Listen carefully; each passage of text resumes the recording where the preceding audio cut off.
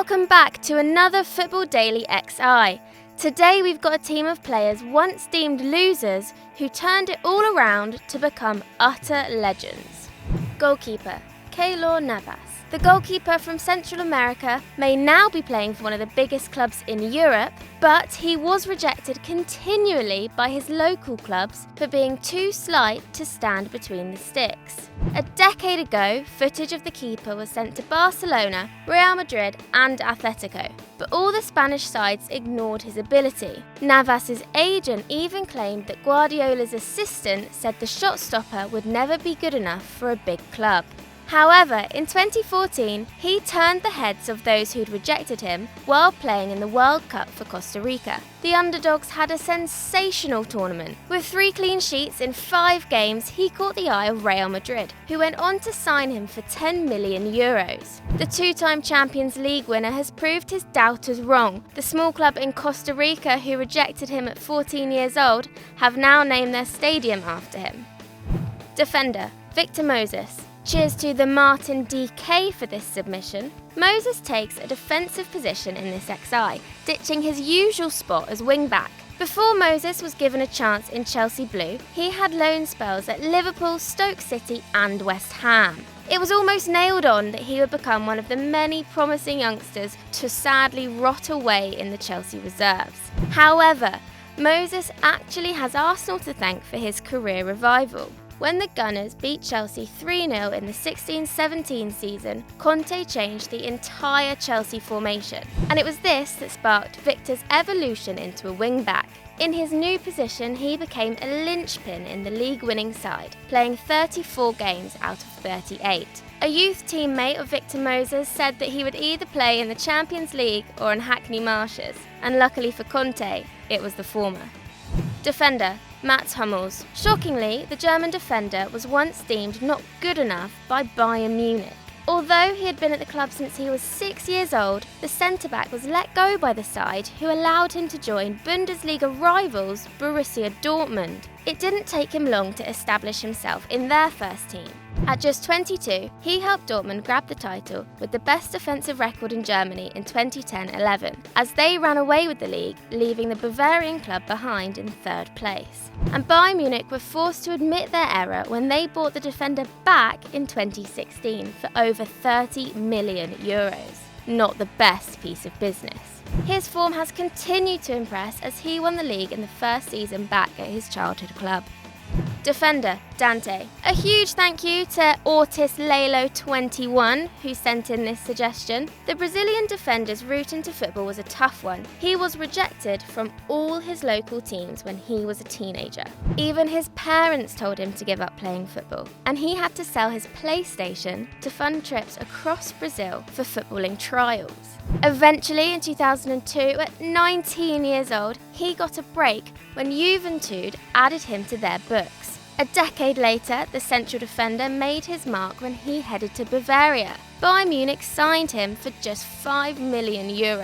It proved to be an extremely lucrative deal, as Dante became a regular in the Munich side and was a vital part to the treble-winning squad in 2013. Proving his mum and dad wrong, the boy from Brazil went on to win 3 league titles and a Champions League with the German Giants.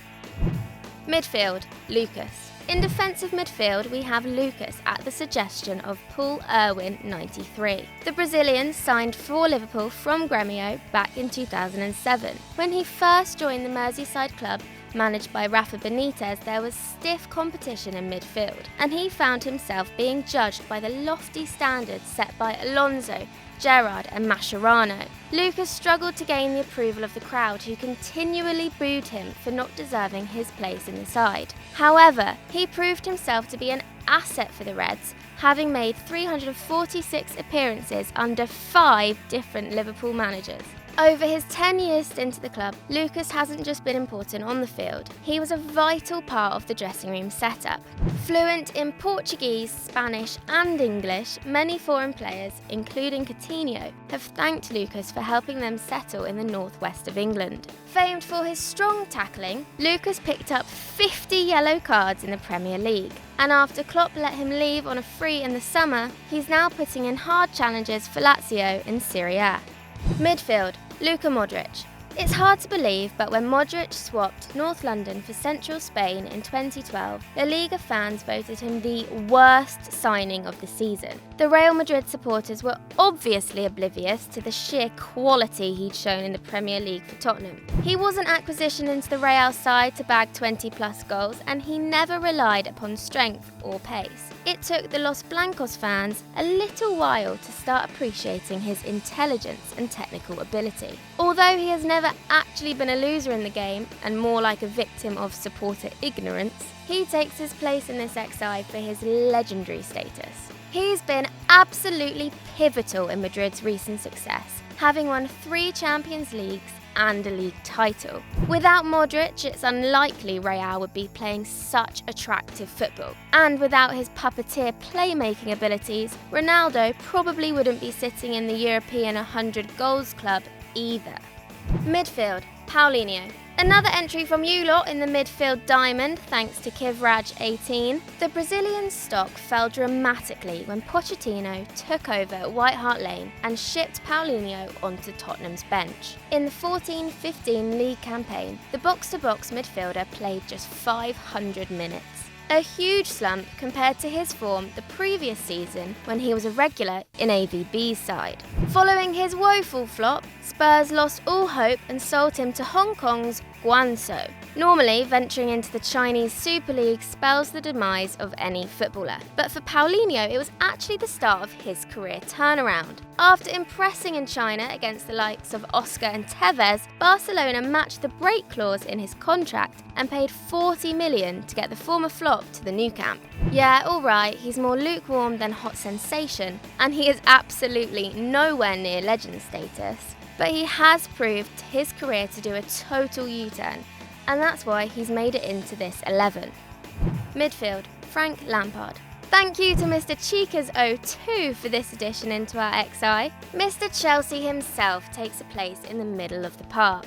Before becoming Chelsea's all-time leading goalscorer with 211 goals and one of the Premier League era greats, he had a tricky spell at West Ham. Back in 1996, when Lampard first appeared in his uncle Harry Redknapp's West Ham side, the fans were unimpressed. They begrudged him a spot in the team, saying he was only there through nepotism.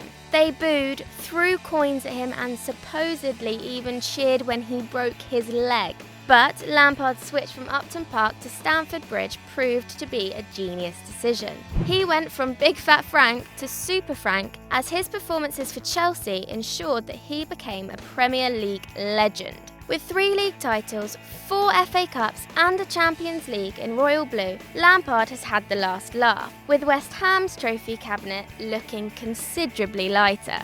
Forward, Marco Ascencio. At just 21, Marco Ascencio has already been part of a Champions League winning squad and won La Liga alongside his Real Madrid teammates. But rewind to 2014, when Barcelona, who'd scouted the youngster, said he was not worth more than €2 million. Ascencio had apparently already bought a house in Barcelona when the club decided that he wasn't actually worth an extra €1 million to meet Mallorca's €3 million asking price. Just 3 years after the rejection, he got his revenge on the Catalan club, appearing for their rivals in the final of the Super Cup and scoring the winning goal to earn Real Madrid the silverware. Ascencio has gone from reject to winner. According to Transfermarkt, he is now worth around €30 million, 10 times more than what Barca originally refused to pay. Forward, Jamie Vardy. Vardy takes a place in this starting 11 thanks to FD fan Freddie Peach. The story of Jamie Vardy is probably the closest football gets to a fairy tale, with Vardy as the unlikely hero. He started his career in non-league football and didn't become a pro until 2012, when he was an ancient 25 years old. After being released by Sheffield United at 16, Vardy took a more traditional line of work at a local factory, while playing for non-league side Fleetwood Town. In 2012, Championship side Leicester City signed the striker for £1 million, and the rest was history. After winning the championship, the Foxes climbed up to the top flight and completed the biggest upset in Premier League history when they took the title from the hands of the top six. Vardy became the first player to ever score in 11 consecutive Premier League games, knocking Van Nistelrooy from the top spot. The tale of Jamie Vardy is absolute madness. The Leicester legend went from £30 to £80k a week. No wonder he's having a party. Forward, Didier Drogba. Mourinho bought Drogba to Stamford Bridge in 2004 from Ligue 1 side Marseille. And although Drogba went on to become one of the most lethal strike forces in Premier League history, with 104 league goals, the start of his Chelsea career was disappointing. Over his first season in West London, the striker netted just 16 times in 40 games. Combined with a terrible reputation for diving, the Blues fans weren't too impressed with their latest signing. And it wasn't until the 2006-07 campaign that Drogba became a real success. He picked up the Golden Boot with 33 goals in all competitions, more than he'd managed in his first 2 seasons combined.